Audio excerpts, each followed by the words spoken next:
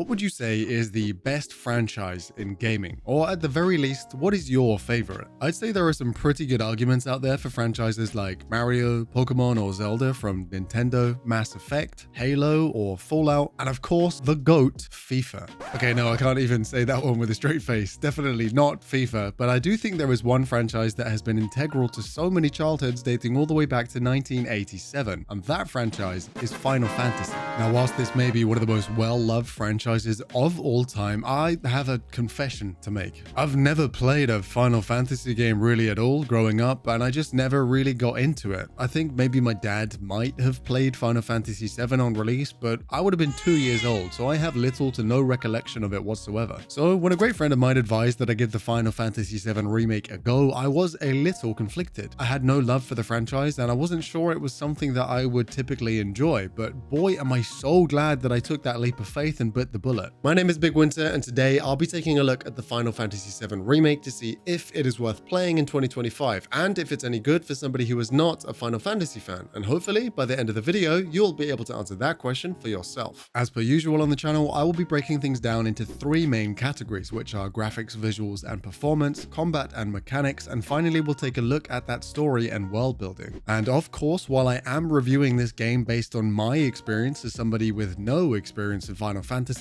even if you have played the original, I think you should stick around, as I genuinely think this game has something to offer you in particular. But before I break things down, I just wanted to give a bit of an overview for the game as a whole. The Final Fantasy VII Remake is a reimagining of the original and not a true remaster with one-to-one storytelling, and at its core is an action RPG that blends exciting real-time action with a newer rendition of the more tactical turn-based combat of the original. And for those that have played the original, you will be familiar with the majority of the characters, setting, and the general plot as a whole, but the game is set in Midgar, a dystopian, vaguely cyberpunk-themed city that is controlled by the Shinra Electric Power Company. The city is divided into two distinct layers: the upper plate, that is the high-tech metropolis where the rich in society get to live comfortably in luxury, and the slums down below, a sprawling, poverty-stricken area beneath the upper plate, filled with makeshift homes, gangs, and various struggling communities. The story itself primarily focuses on Cloud, a Shinra ex-soldier turned mercenary who is hired by a group called Avalanche to destroy one of Shinra's reactors. This initial mission does not quite go to plan and leads to a much larger-scaled conflict between the two forces. As this conflict is explored and develops, the story tackles a variety of themes from one's identity, their memory, eco-terrorism versus corporate greed, all the way to destiny versus free will. And I think I will leave it at that for the overview, as it's time to break things down into their three main categories, the first of which is graphics, visuals, and performance, which we have a lot to discuss, so buckle in. Now, as I said in the overview, this game takes place in Midgar, a split society within a dystopian, cyberpunk, steampunk themed city with a dichotomy of visual differences from the high-tech society up above and the metal and scrap of the slums below. In a previous video, I mentioned in Cyberpunk that I am an absolute sucker for that cyberpunk aesthetic, and I'll say here that it certainly ticked that box for me. However, a lot of the game actually takes place down below in the slums, where you have these sprawling expanses of brick and corrugated iron homes with derelict buildings where there is a distinct lack of wildlife and wilderness. This stark contrast between the surroundings and color palettes was such an interesting blend and added so much to the immersive feel of the game, really highlighting that divide between the rich and the poor. And in terms of the art style and the character models, whilst this game was released half a decade ago, they were honestly outstanding, and the cutscenes were a mixed blend between in-game engine and outside renders, but I have to say both of them looked absolutely incredible. Both in cutscenes and in gameplay, things like hair models and lighting on characters were executed really well, leading to this super cinematic feel to everything, and there were various parts of the game where I just had to stop and take in my surroundings, and I think the game does an amazing job of dealing with things like scale and perspective. I will also say there is most definitely a heavy anime influence to a lot of this game, but especially when it comes to the visuals. Almost every character was so unnecessarily attractive, with so much flair and style to their mannerisms and outfits, and of course their absurdly oversized weapons, which might not be for everyone, but as somebody who loves anime, it was a breath of fresh air to see it in a video game, and I personally loved it. And whilst I will talk more in depth on the combat in the next section, this game blends up close and personal melee combat with these crazy combos alongside ranged attacks and magical abilities, all with this impressive choreography, and the use of vivid colors and visual effects really brings the action to life in a jaw-dropping way. Plus, at least in my experience playing the game primarily on livestream, whilst I do have a fairly beefy GPU in my PC, I had no issues at at all with things like frame drops or poor performance, and the game ran beautifully for me, close to the highest settings, and playing off stream I could dial them all the way up with no problems whatsoever. I also did a little research too to see how the performance was across the board from lower end PCs and the PS5, and from that research it seems as though most people had a similar experience. And if like me you love your Steam Deck, I also played a little in my free time off stream on the deck, and I had a bit of a weird experience to be honest. The first time I played it on the deck it ran at a stable 30 FPS on the high settings and a fairly stable 60 with the settings dropped, but at 60 FPS the game would completely freeze on me from time to time before coming back to life. But the next time I played I didn't run into the problem at all, so perhaps it was just a particular area of the game. And if you really want to lock in the deck performance, I've seen various guides with mods to get the game running buttery smooth, but as a whole I would definitely say this game is Steam Deck approved. And in terms of playing on the go in general and making sure your devices are powered for those long journeys, that's where today's sponsor comes in. Friends of the channel over at Inu were kind enough to send me over their portable P41L to take a look at. Now this little thing, while adorable and tiny, is still a 20 watt 10,000 milliamp battery pack, roughly 25% smaller and 15% lighter than similar powered power banks on the market. Plus, not only does it come in 45 watts if you do need the extra speed, but it comes with this wonderful little LED indicator to let you know just how much juice you have left, where each of the toe beans of the pad equate to 20% respectively. It features a built-in USB-C cable for charging at 20 watts, which can be hooked onto a bag or a belt loop if you needed, as well as two additional ports, one USB-A and an additional USB-C, allowing for charging of multiple devices at once and pass-through charging for the device itself. With that 10,000 milliamp capacity, you can charge an iPhone 15 or Android equivalent 1.5 times or AirPod Pros up to 11.5 times before needing to refuel. And in terms of speed, you can get an iPhone 15 to 65% or a Samsung S23 to 50% in just 25 minutes, all from something small enough to slip into your pocket with your phone in there. Plus, in a pinch, double tapping the power button will turn on this emergency flashlight just in case you need it. I have the black edition here, but it does also come in 5 other colors if you prefer a different style to match your aesthetic, and I'll be posting a full review of this power bank and the Cougar P63 quite soon on the channel, so stay tuned for that. But if you did want to pick one up now and support the channel, I will leave a link to my affiliate link in the description below. And thank you once again to my friends over at Inu, plus welcome back to those of you who just skipped ahead. And with that said, I think to give my ratings for this section of graphics, visuals, and performance, I actually think I would rate it as high as a 9, as the game ran so well and looked so good with its use of vibrant colors paired with crisp and clean cinematic art style, especially when considering the game is 5 years old. I think it's really impressive.